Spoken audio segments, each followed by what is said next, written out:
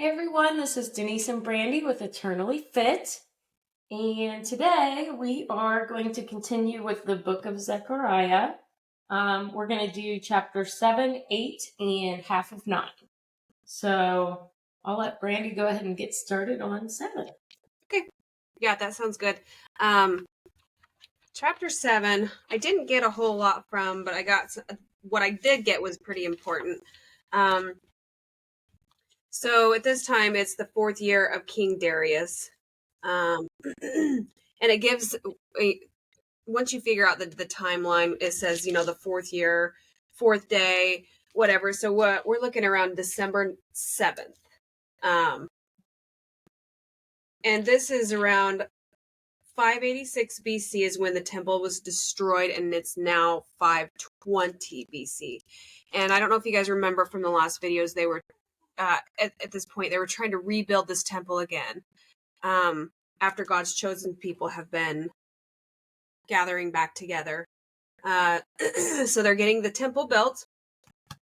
This is the temple, and the second temple. So there was 70 years that they were fasting. They were holding a fast for the remembrance of the destruction of Jerusalem. So they were doing this traditional fasting thing. And this was this like at certain time periods? Is it the fast? I thought I had read it was August. Thought I had read it was every August they would fast. So they fasted and mourned during the exile with no thought for God. Okay, so I'm thinking it was during a certain time, yes. Like their mourning time to mourn for the temple destruction, the first temple maybe?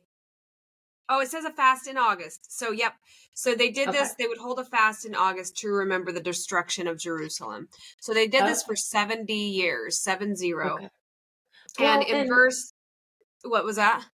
Sorry, I didn't want to interrupt, but it made me think of just recently, there was a 9th of Av mourning and fasting, which they had it at the end of July. I think it was the 26th and 27th. I just wonder if this is... Do you want to explain that at all? What you found out about that? Like who it's about? Or what I understand is it's to mourn. So this is the crazy part. The first and second temple were both destroyed on the same, like in the same time period. The 9th of Av, AV, is what they call it. So just January 26th and 27th, the people in Jerusalem, Israel, they had like a mourning period, just mourning those both of those temple destructions. How crazy is it that they were destructed on the same day, so many years apart? That is interesting, and it was the 9th of Av, you said? Is what it's called, yeah. A-V. Is that different time every year? It kind of seems to be that it kind of ebbs and flows a little, and maybe because it's based on the Hebrew calendar or something. I do know so I'm wondering if maybe, sometimes it's in August, sometimes it's... I do think the Hebrew calendar is off from what ours is every year. Not by a lot, but that's interesting. And then when his people are gathered, that's when they would build a temple.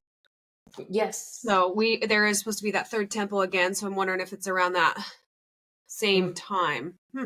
Interesting. Yeah. So, okay, I'll go back to, verse 5, after, they're talking about all this fasting, and it says, ask all the people of the land and the priests, when you fasted and mourned in the 5th and 7th month for the past 70 years, was it really for me that you fasted? So a lot of people in that time period, they would do more traditional things to say they were doing it for God, but they were not. They were just, it was just like a traditional thing. You just walk through the motions, and God knew that. He knew that these people, and it's this day and age too, people will just do things out of tradition, And repetitiveness, and it's God knows their true heart. hmm Are you and I doing feel it like that for used to be God? with me at church. I just go through the motions. It used to be with you at church. And Yeah, I think that's fairly normal at a younger age too. I mean, yeah, maybe your parents make you go to church and you just do it to appease them. And not just kids, because I know there are now people nowadays that do it just to do it, like you were saying. yeah. Um, but God knows. He knows your true heart. Are you doing it for Him? Are you doing it for a church setting? Are you doing it to please family? Are you doing it, or are you doing it for God? Um, And what would be your answer on how would you change that? Like, how do you change your heart from doing it just to do it to appease others, or like you feel like you have to actually being genuine and doing it for God, or like you I want think to, teaching. I just think you know and just reading the Bible like daily. the Bible and God is the only one that can truly change your heart. Hmm. So that's a kind of a tough one because we can't do it. We can pray No. for them people. We can bring them the Bible and say, "Hey, read the Bible with me." Um, and they may start out doing it like a traditional thing, like, "Okay, she wants me to read, I'll read." So prayer, only God can Yeah. change your heart. Right. And like you said, for many years you were just doing it. It was the motions, Hmm. and now you worship Him by reading His Hmm. Bible every day. Hmm. So It's changed me. yeah, the renewing of your mind. Yep. So that was one of the questions this had. So for you, I mean, you answer this too, but I want everybody that's listening, answer this to yourself. When you go to church, when you pray, or when you have fellowship with other believers, are you doing these from habit, or what do you get out of it? Um, I read the Bible for God. Obviously, and in turn, it helps me. Right. Doing these podcasts with you, sometimes it gets hard trying to learn and study, but at the same time, it has pushed me to where I need to be pushed for God, for His Right. people. Hmm.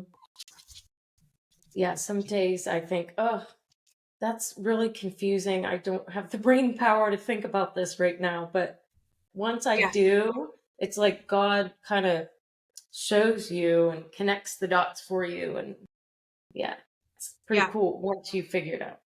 yeah.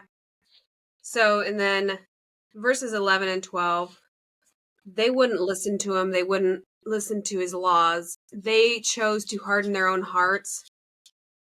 And then sins seem to become easier the more often you do them. They seem, each repetition seems like those sins get easier or you cover them up until I think the renewing of your mind. Mhm.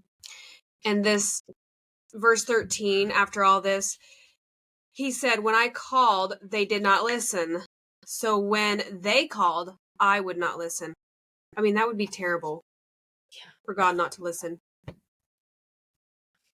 Yes, it would be. Yeah.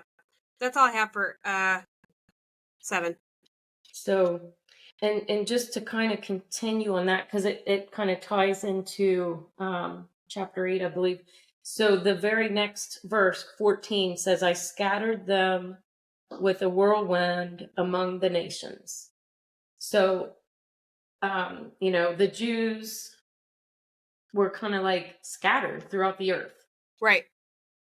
And so I'm thinking it's this chapter that kind of ties that back.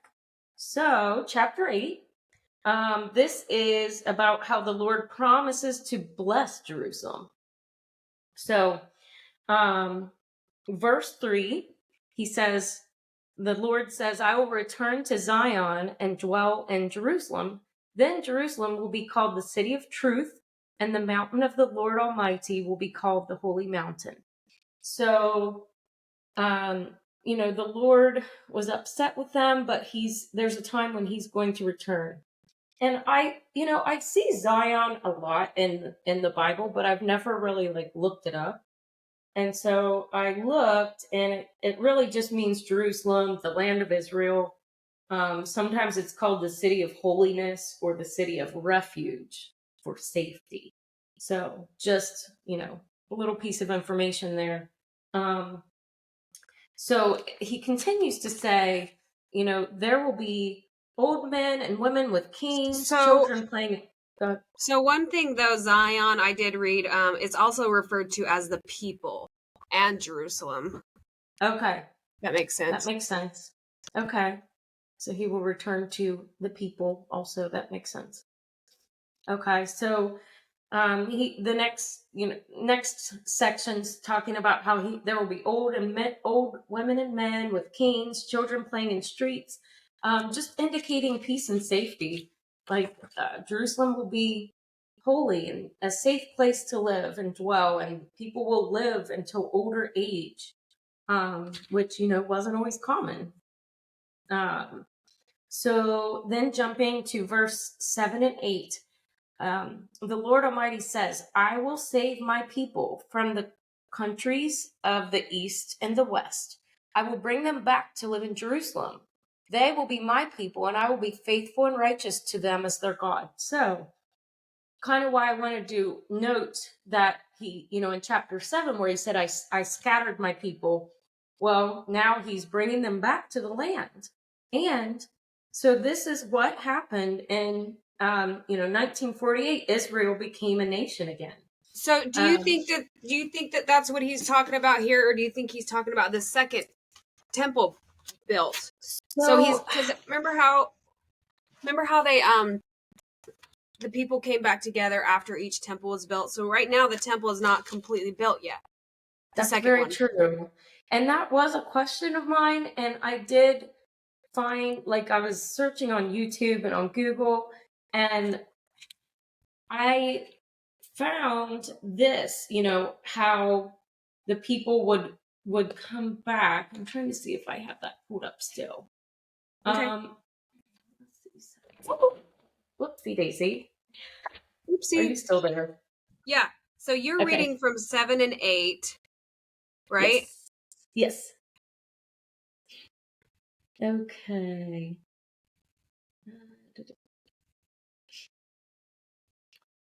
I am not sure, honestly. Maybe I kind of jumped to conclusions here. It's just saying this is, how I will save my people from the east and the west. It says, few among the exiles return to the promised land. God promised a gathering from exile to come that would far surpass the present gathering. So they were in exile then. Remember when they were in exile? Right. So this could be that second gathering of them coming together. Back in the last, I'm trying to think. The last chapter I was doing was talking about Zechariah working on the temple and how the people would come back. So I don't know. Maybe we need to dig into that. Because chapter 9, that's when it starts after the temple was completed. Okay. Yeah. So maybe, that might be exactly what it is then. Okay. Sorry, I'm back now. But I will say, I don't know, there might be another verse in the Bible somewhere about this, but about toward the later days of the people gathering back into Israel. Do you happen to know if that's in the Bible, in some other? A portion for the third time, or what do you mean? So, for example, I looked up some stats. 2021.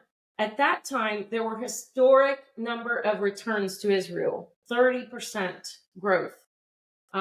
which was only 28,000 people. But 2022, it completely shattered that historic percentage of return.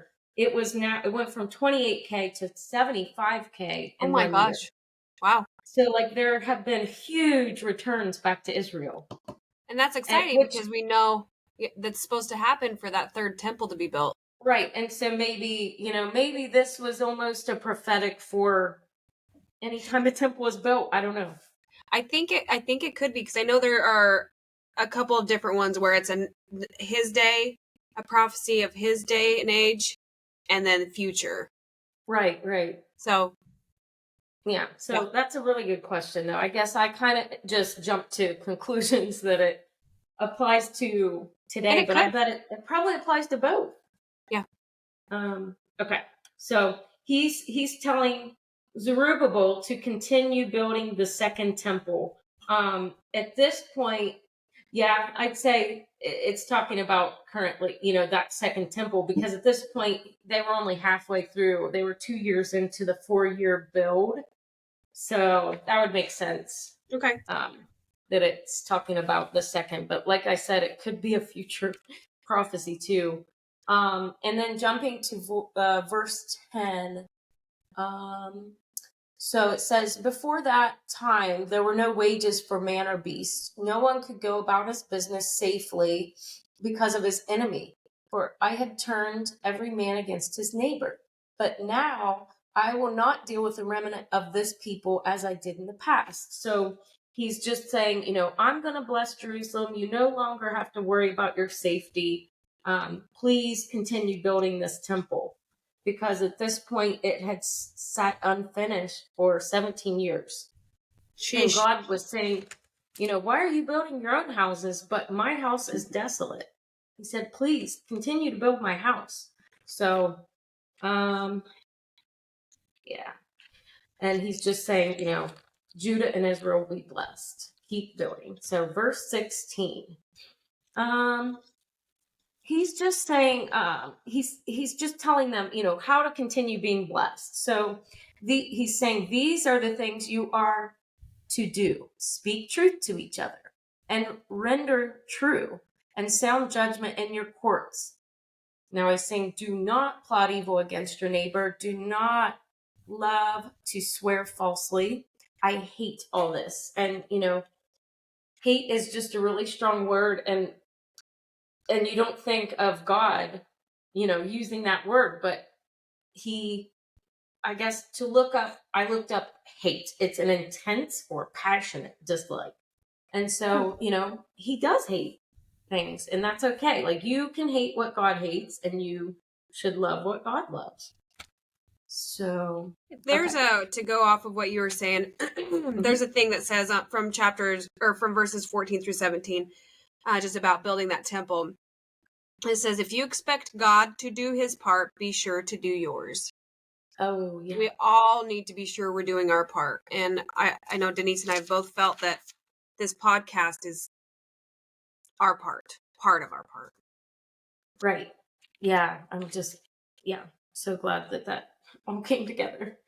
And then to just kind of close it up, I'm going to read verse 19.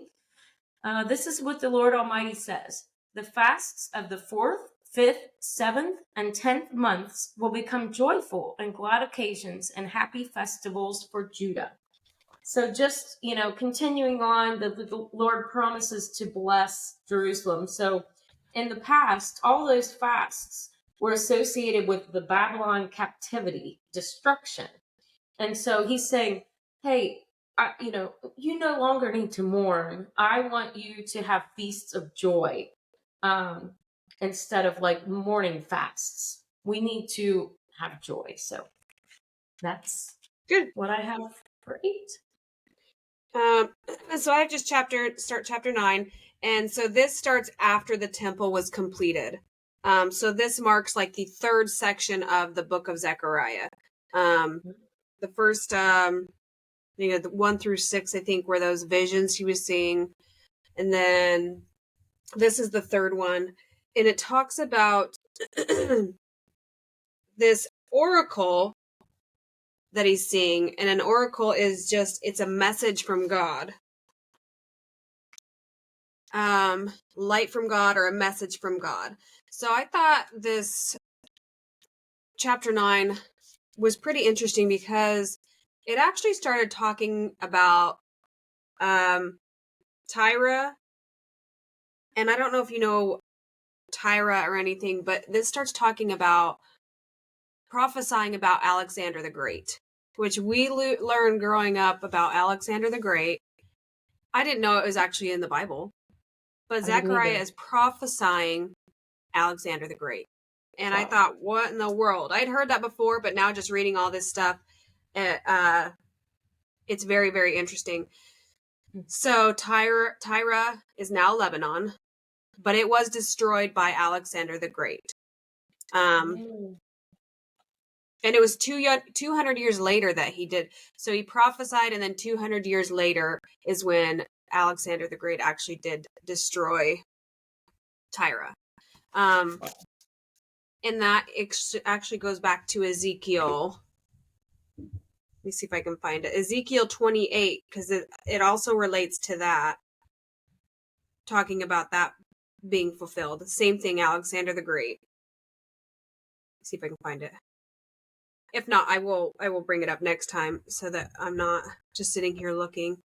You want me to pull it up on my phone?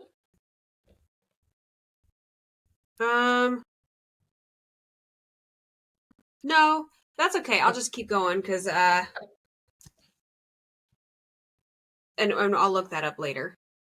So that Hiram is the king of Tyre at the time. I guess he was the friends of David and Solomon. But the whole thing of how it's all connected is very interesting to me, and how Alexander the Great is still connected to us as far as learning that in school. Mm-hmm. But then we go on to verse 9.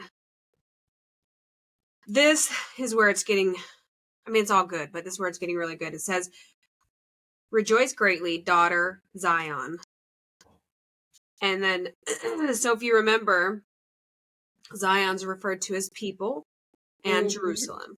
So rejoice greatly, daughter Zion. Shout, daughter Jerusalem. See, your king comes to you, righteous and victorious, lowly and riding on a donkey, on a colt, the foal of a donkey.